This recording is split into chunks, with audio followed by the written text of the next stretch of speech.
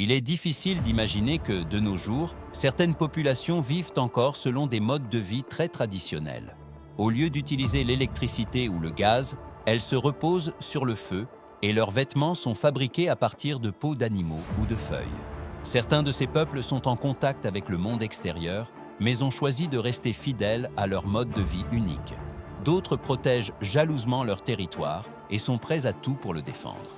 Dans cette vidéo, vous allez découvrir des tribus remarquables qui perpétuent leurs traditions ancestrales et rejettent la société moderne. Préparez-vous à une expérience qui vous ouvrira les yeux.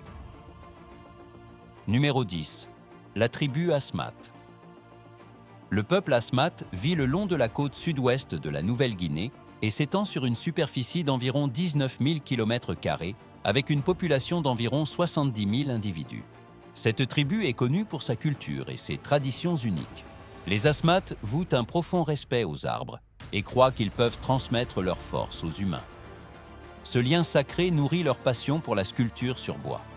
Ils réalisent avec habileté des sculptures en bois représentant leurs ancêtres, fabriquent des pirogues spirituelles et pratiquent des rituels sacrés, notamment la momification de leurs chefs à l'aide de charbon de bois. Selon leur légende, les premiers Asmat ont été créés par un personnage nommé Fuméripitz. Il a façonné des figures de bois représentant des hommes et des femmes, puis a confectionné un tambour.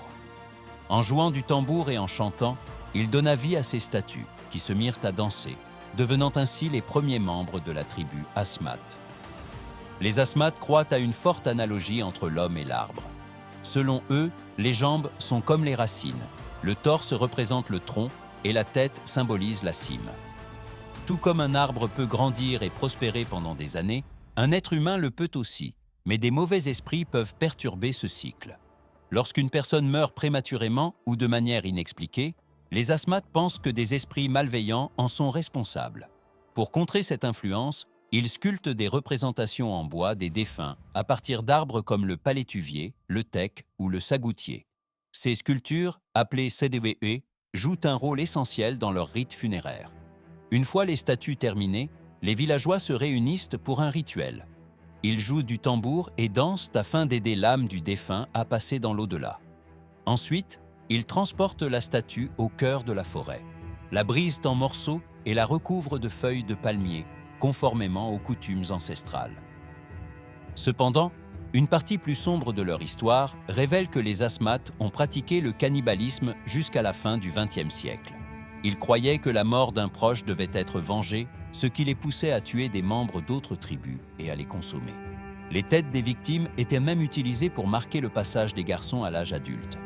Toutefois, les Asmat ont réévalué ces pratiques et reconnu leur cruauté. Ils ont choisi de renoncer à la violence et au cannibalisme pour emprunter une nouvelle voie plus pacifique. Les riches traditions et l'histoire de la tribu Asmat témoignent de leur relation profonde avec la nature, leur spiritualité et le développement de leur communauté. Numéro 9. Les Chimous. Les Chimous, également connus sous le nom de Kuman, sont un groupe ethnique papou dynamique composé de nombreuses tribus. Ils vivent principalement dans la région de Koundiawa, située dans les montagnes centrales de la Papouasie-Nouvelle-Guinée, à plus de 2000 mètres d'altitude. Leur population avoisine 250 000 personnes. Au fil du temps, les Chimous sont devenus des tribus conviviales qui apprécient le contact avec le monde extérieur, mais sans être motivés par une quête de la modernité. Parmi eux subsistent des groupes qui préservent un mode de vie traditionnel, fondé sur des coutumes ancestrales. Les principales activités des Chimous sont l'agriculture, la chasse et l'élevage. Ils cultivent surtout la patate douce et le café et élèvent des porcs, des poules et des chevaux. Les communautés plus traditionnelles chassent encore divers animaux dans les forêts tropicales. La culture des Chimous est riche en rituels et traditions uniques, souvent centrées sur la protection contre les esprits malfaisants et le culte des défunts. L'un des événements les plus marquants est la fête du Buglagend, une célébration qui a lieu tous les 5 ans et durant laquelle les Chimous sacrifient des milliers de porcs. Malgré leur tradition solidement ancrée, de nombreux Chimous se sont convertis au christianisme, principalement au catholicisme ou au protestantisme. Au sein des familles, les Chimous ont des pratiques particulières. Les hommes possèdent leur propre maison, tandis que leurs épouses et leurs enfants vivent dans de petites habitations à proximité. Autrefois, la polygamie était courante, mais aujourd'hui, les mariages monogames sont devenus la norme, l'homme étant généralement considéré comme le chef de famille. Ces dernières années, les Chimous s'ouvrent davantage aux étrangers, collaborent avec les autorités locales et accueillent des touristes sur leur territoire. Numéro 8, les Yali. La tribu Yali habite des zones montagneuses reculées de Papouasie-Nouvelle-Guinée et s'est longtemps tenue à l'écart de la civilisation moderne, évitant tout contact avec le monde extérieur. La première rencontre avec ce peuple mystérieux a eu lieu en 1988, lorsque l'explorateur britannique Benedict Allen s'est aventuré dans les forêts denses de la province de Sepik orientale. Selon lui, les Yali l'ont accueilli avec des démonstrations de force impressionnantes et des danses envoûtantes qui l'ont profondément marqué. Près de 30 ans plus tard, en 2017, Allen a décidé de rendre à nouveau visite aux Yali. À l'âge de 57 ans, guidé par son désir d'exploration, il se prépara pour une nouvelle expédition audacieuse. Juste avant de prendre son vol depuis Londres, il a informé ses abonnés sur les réseaux sociaux, leur demandant de ne pas le rechercher, car il allait voyager dans un lieu caché du monde. Pendant un mois, l'explorateur est resté sans nouvelles, jusqu'à ce qu'il réapparaisse en novembre sur une piste d'atterrissage isolée de Papouasie-Nouvelle-Guinée. Allen a raconté que les Yali l'avaient accueilli chaleureusement et lui avaient permis de découvrir leur mode de vie singulier. Ils l'ont même intégré à un rituel marquant le passage des garçons à l'âge adulte, une expérience profondément marquante pour ce voyageur chevronné. Grâce au courage et à la curiosité d'Allen, le monde a pu en apprendre davantage sur les Yali. Ce peuple vit principalement de la chasse et de la cueillette et attaque parfois les tribus voisines. Armés d'arcs et de lances, ils restent attachés à leurs traditions, à leurs coutumes et à leurs croyances spirituelles. Les Yali chérissent leur mode de vie et limitent autant que possible les contacts avec les étrangers, afin de préserver leur identité unique.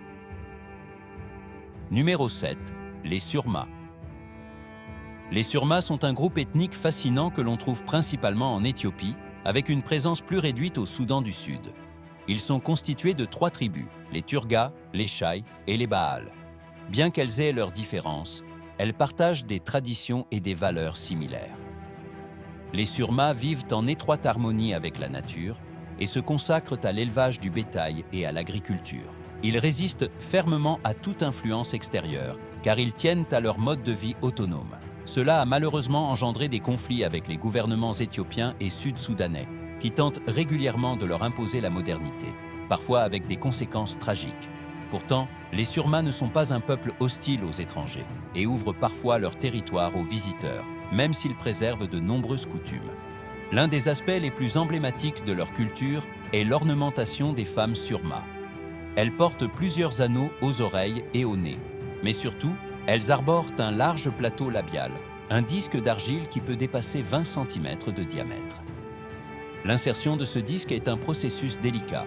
D'abord, on retire les dents inférieures des jeunes filles, suivi du perçage de la lèvre, qui est ensuite progressivement élargi avec des disques de plus en plus grands.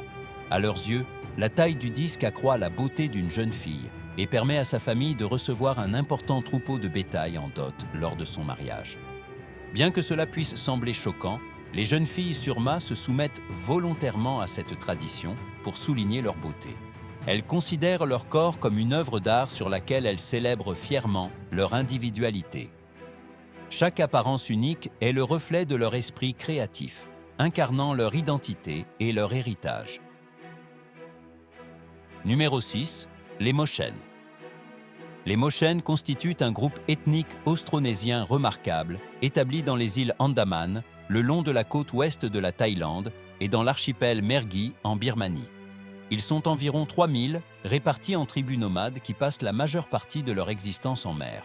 Ces populations restent rarement sur la terre ferme et préfèrent habiter des bateaux en bois appelés kabang. Leur lien avec l'océan est extraordinaire. Ils naviguent avec aisance et se sont adaptés physiquement pour exceller dans la pêche sous-marine. Les Moshen peuvent retenir leur souffle pendant plusieurs minutes sous l'eau.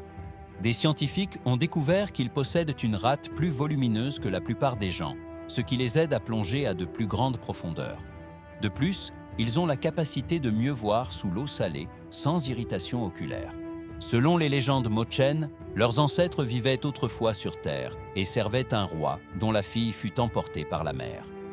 Dévasté par le chagrin, le roi ordonna à tous les Mochen de partir à sa recherche et de ne revenir sans la princesse. Depuis lors, ces tribus sillonnent les mers, gardant l'espoir de la retrouver. Cependant, les scientifiques racontent une toute autre histoire.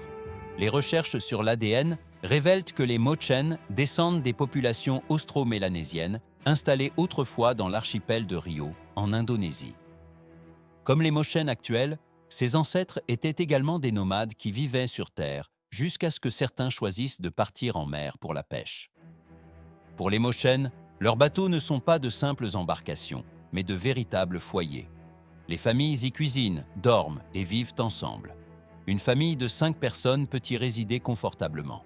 Pourtant, la vie en mer est pleine de dangers. Les Mochen affrontent souvent des catastrophes naturelles violentes, parfois fatales. En conséquence, certaines tribus ont commencé à s'installer sur la terre ferme. Au fil du temps, de moins en moins de Mochen perpétuent leur tradition maritime. Les risques liés à leur mode de vie et la quête d'une vie plus stable à terre menacent leur culture singulière. L'incroyable histoire des Mochen est un témoignage captivant de la lutte pour la survie et de l'attachement à l'océan, désormais confrontés au changement du monde moderne. Numéro 5. Les Nagas. Peut-être n'avez-vous jamais entendu parler des Nagas. Il s'agit d'un peuple remarquable, doté d'une histoire riche. Ils habitent les forêts épaisses du nord-est de l'Inde, le long de la frontière avec la Birmanie. Le nom Naga ne désigne pas une seule tribu, mais un ensemble varié d'environ 40 tribus apparentées, regroupant au total près de 2 millions de personnes.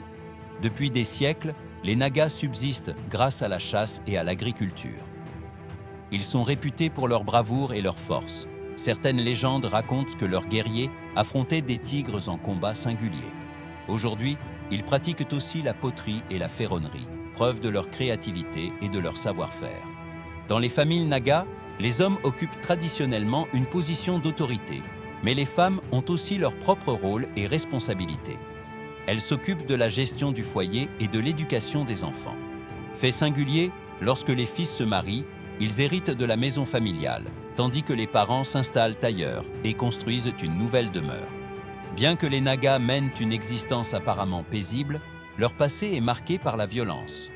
Jusqu'à la fin du XXe siècle, les différentes communautés Nagas se livraient à des combats impitoyables, souvent pour des conflits territoriaux.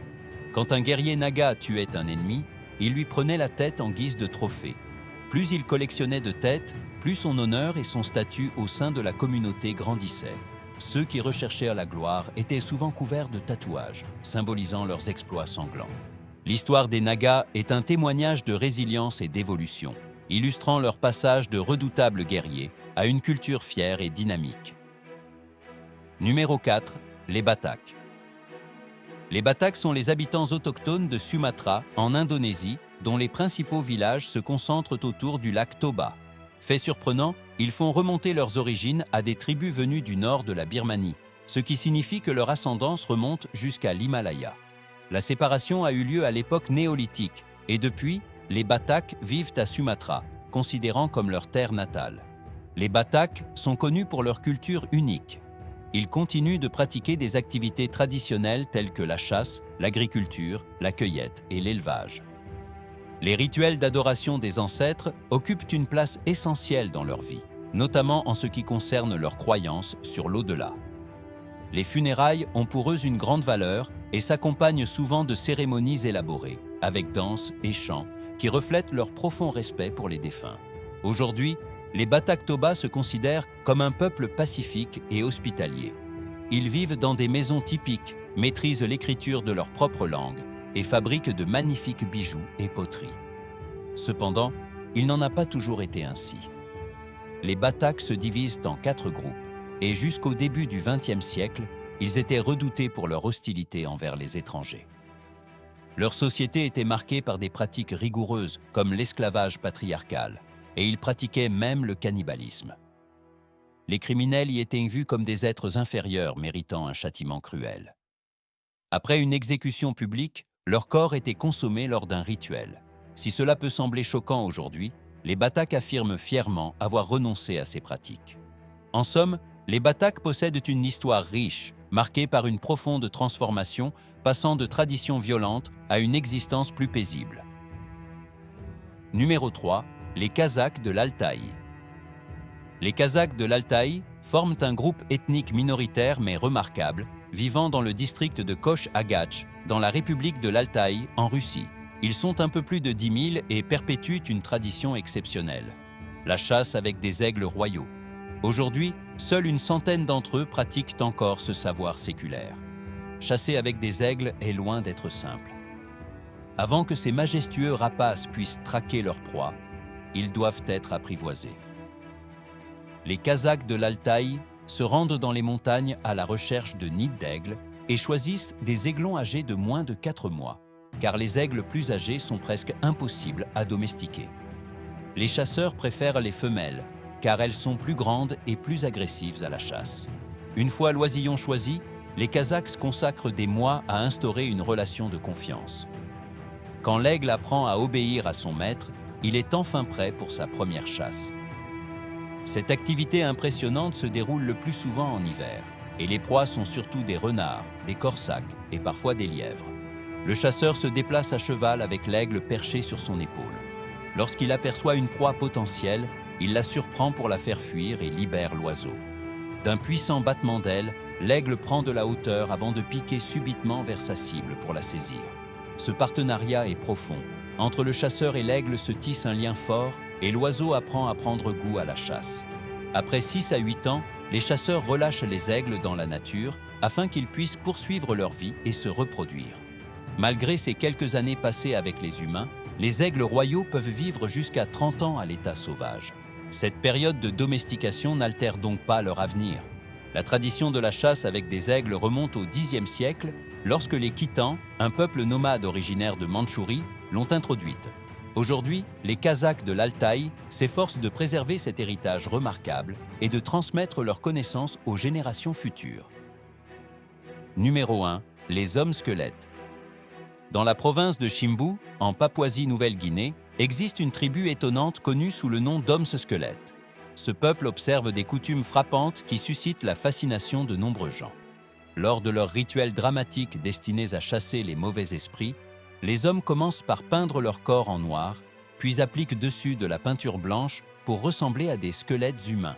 Cette transformation leur permet d'entrer en contact avec le monde spirituel et de repousser les forces malveillantes, tout en incarnant les défunts afin de communiquer avec eux. Traditionnellement, seuls les hommes, les garçons et les hommes âgés participent à ces rituels sacrés, les femmes n'y étant pas admises. Pendant la majeure partie de leur histoire, jusqu'aux années 30, les hommes squelettes se sont maintenus isolés et se montraient hostiles envers les étrangers, afin de conserver leur mode de vie distinctif.